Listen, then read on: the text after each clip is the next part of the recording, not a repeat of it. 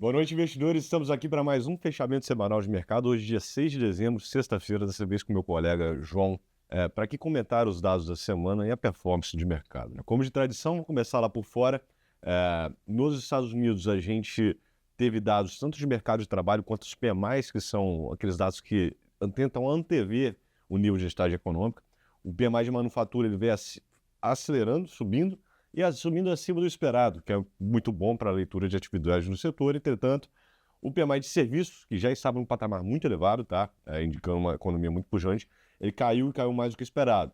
Só que ainda assim no campo De expansão, né? de expansão da atividade, né? Então a atividade econômica nos Estados Unidos continua aqui com excelentes perspectivas. E por outro lado, mercado de trabalho, a gente também teve dados de mercado de trabalho, tanto a criação de vagas quanto as vagas em aberto, elas vieram acima do esperado, mostrando aqui também um mercado de trabalho bastante resiliente. Importante ressaltar que no mês passado a gente teve números ruins que tinham influência, né, tanto de greves da Boeing, greves dos postos, quanto de eventos climáticos, que o mercado não sabia como ler aquele número direito devido exatamente a esses eventos que sujam o número, né? E esse mês a gente tem a confirmação aqui de que o mercado de trabalho americano segue apertado, segue pujante. Então, lá o desemprego saiu de 4,1% para 4,2%, o que era dentro da expectativa do mercado, e é um nível de desemprego que é praticamente ali pleno emprego. A gente também teve reunião da OPEP, tá?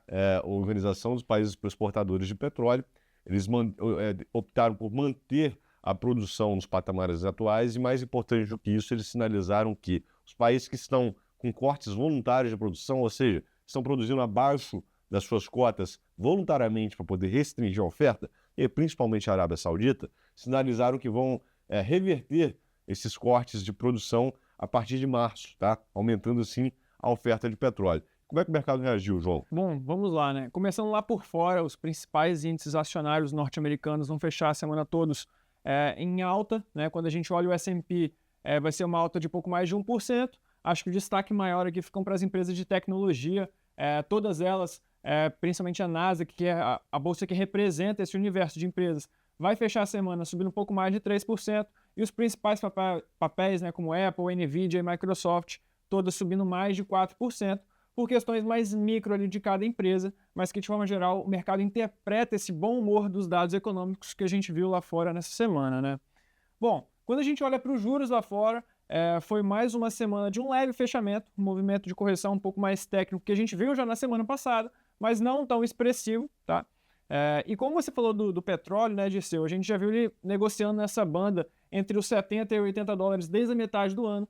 Eventualmente, com essas decisões, esperava-se uma reação mais positiva do preço, mas a gente viu ele negociando nessas bandas. Eventualmente, essa nova decisão pode ser uma pressão baixista quando isso entrar de fato em vigor, né? Então vale a gente acompanhar, principalmente a partir do ano que vem, como é que vai ser essa reação do preço do petróleo, né?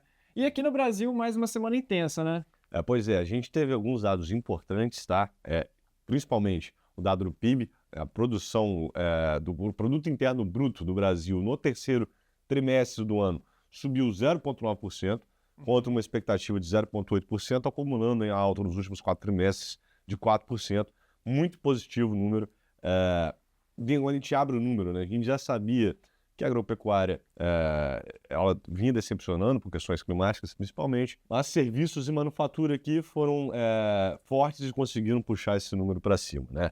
Agora, um contraponto aqui, os PMIs, né, que são, novamente, aqueles dados que tentam antever a atividade, eles começam a dar um sinal de arrefecimento. Os PMIs aqui do mês de novembro, no caso, né? Importante ressaltar que um arrefecimento não quer dizer recessão, tá? É só uma diminuição desse crescimento pujante que a gente vem experimentando. Apesar desses dados positivos, o que importa de verdade é a continuidade daquela agenda do pacote fiscal, né, que foi anunciado na semana passada, com consequências terríveis no mercado. O mercado não gostou, e nessa semana a gente continua com o desenrolar dessa novela, né? Bom, o governo parece que sentou em cima da questão da tributação do IR, tanto da renúncia quanto da tributação bitributação dos dividendos, né? E conseguiu aprovar o caráter de urgência em algumas pautas que têm um efeito no orçamento um pouco tardio, tá? Não é imediato, mas que são positivas no sentido de reduzir os gastos. Entretanto, A aprovação dessas pautas teve uma votação, inclusive, que ela foi aprovada com somente 3 votos acima do que era necessário, indicando aqui que o governo vai ter uma dificuldade para conseguir fazer o trâmite no plenário dessas pautas. E o mercado fica ansioso em relação a isso. E também uma possibilidade de desidratar essas pautas que já não são suficientes para resolver o problema ao longo da tramitação dela no plenário. Além disso, a gente teve uma reunião do Haddad com algumas lideranças empresariais hoje, na sexta-feira, e as notícias que saíram de lá, nada muito concreto, mas que o tom da reunião foi muito preocupante, também ajudou a piorar o humor do mercado, né, João? Exato, né? Apesar da gente estar fechando a semana aqui com o Ibovespa operando muito próximo do 0 a 0, quando a gente olha alguns índices e as small caps, elas vêm essa semana sofrendo, continuando sofrendo, né? Semana passada foi um movimento mais forte, mas essa semana elas continuam sofrendo. As small caps vão fechar a semana caindo um pouco mais de 1%. E quando a gente olha para o Ibov, destrincha entre os índices, o destaque positivo fica para o IFNC e o IMAT, que vão fechar a semana subindo um pouco mais de 1%, mas aquelas empresas que são mais sensíveis a juros, que porventura foi mais uma semana bem complicada para os juros, tá? O Imob aqui, as construtoras vão fechar a semana caindo por volta dos 2%. Bom, eu acho que o movimento de juros nessa semana, que já foi um movimento de continuidade, né, que a gente vem observando aqui, foi um movimento muito forte de abertura, tanto da ponta curta quanto da ponta longa, dando destaque aqui para a ponta curta essa semana abrindo um pouquinho mais ainda, eventualmente o mercado precificando essa inflação rodando um pouquinho mais alta, que a gente já viu no IPCA 15, e que na semana que vem deve sair o IPCA cheio. Bom, o dólar, mais uma vez, opera perto da estabilidade nos R$6, mas se consolidando nesse patamar de preço pode ser mais outro vetor inflacionário aqui que pode atrapalhar um pouco a nossa dinâmica aqui do interno, né? Bom, esses juros futuros, inclusive, já começam a precificar Selic no ano que vem, próximo dos 15%, exato. né? Falar em Selic no ano que vem, a gente tem, para a agenda da semana que vem, o principal acontecimento aqui no Brasil, em termos de dados econômicos, é a decisão de juros na quarta-feira. Expectativa ampla é de um aumento de 0,75 na nossa taxa de juros, saindo dos atuais 11,25% para 12%. Essa quarta-feira ela não terá decisão de juros nos Estados Unidos, vai ser na semana seguinte. Mas a gente vai ter decisão no Banco Central Europeu e a expectativa aqui é uma queda de 0,25% na taxa de juros deles lá, tá na contramão aqui do Brasil.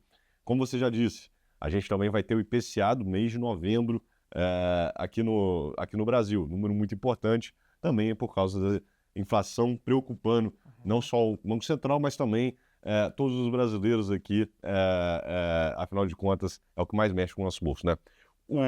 Importante observar esse número, porque ao contrário do primeiro semestre inteiro desse ano, onde alimentos e bebidas ajudou a manter o número em patamares mais baixos, agora no segundo semestre a gente está vendo a reversão dessa tendência com a alta do dólar. Isso tende a piorar e a gente tem alguns ciclos, algumas commodities agrícolas especificamente, reagindo aqui depois de 2 anos de baixa, subindo substancialmente esse ano, que obviamente isso vai chegar na inflação em algum momento, né? Além disso, no domingo, temos inflação ao consumidor e ao produtor na China. Importante acompanhar esse número porque se mostra uma inflação mais alta, quer dizer que a economia chinesa pode ser um sinal de uma recuperação da economia chinesa. Também temos inflação CPI nos Estados Unidos. Vai ser o último dado de inflação antes da decisão de juros nos Estados Unidos. Isso vai acontecer na quinta-feira, é importante acompanhar esse número também. Importante ressaltar que nos Estados Unidos há uma expectativa de um corte de 0,25 na semana seguinte, né, daqui a 2 semanas. 18. Exatamente. E para encerrar a semana, a gente vai ter GP10, também número de inflação, junto com o IBCBR, que é uma proxy de um número de atividade econômica, né? Para fechar essa semana, estaremos aqui novamente na sexta-feira que vem. Aguardamos vocês. Até lá, um bom descanso. Obrigado, investidores, e um bom final de semana.